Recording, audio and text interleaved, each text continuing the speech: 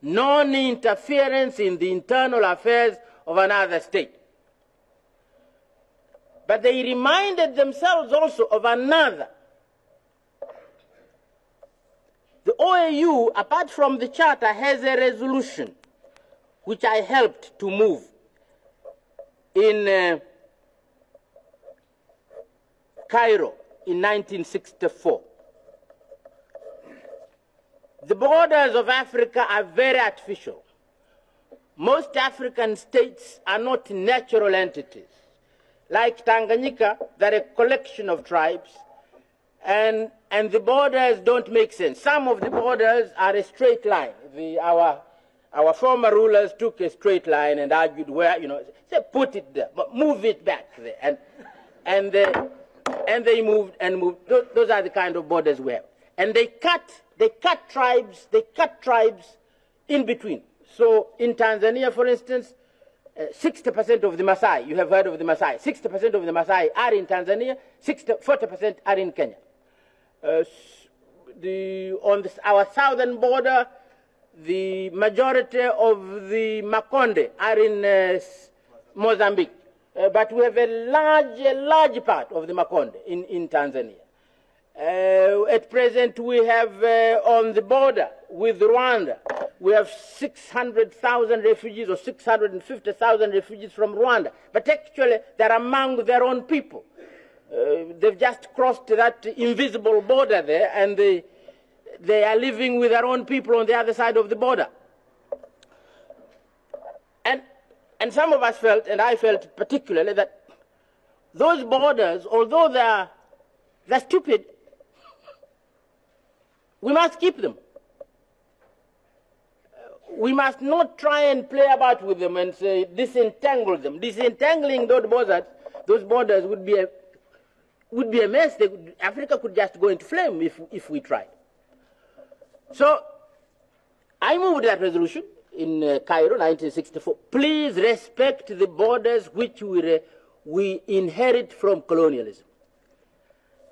And that provision has been accepted ever since. It's questioned by very few. But although we have respected that declaration, and we have also respected the charter, non-interference, we have actually ignored the fact that it's no use respecting the borders without respecting the people who are within those borders.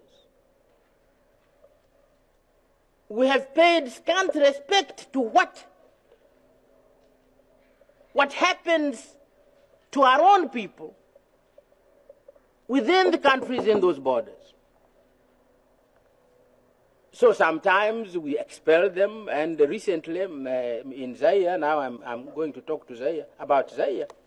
Zaire, I'm told, passed some law which said the so-called Banyamulenge are not Zaire citizens anymore. This was a change. That first, at independence, they were regarded as, I think they were regarded as citizens.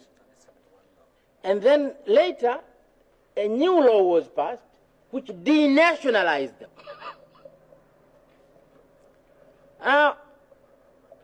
The Banyamulenge are not immigrants to Zaire. They're not. The kingdom of Rwanda was partitioned between the Germans and the Belgians. And the Belgians took a part of the kingdom of Rwanda, the traditional kingdom of Rwanda, with the people.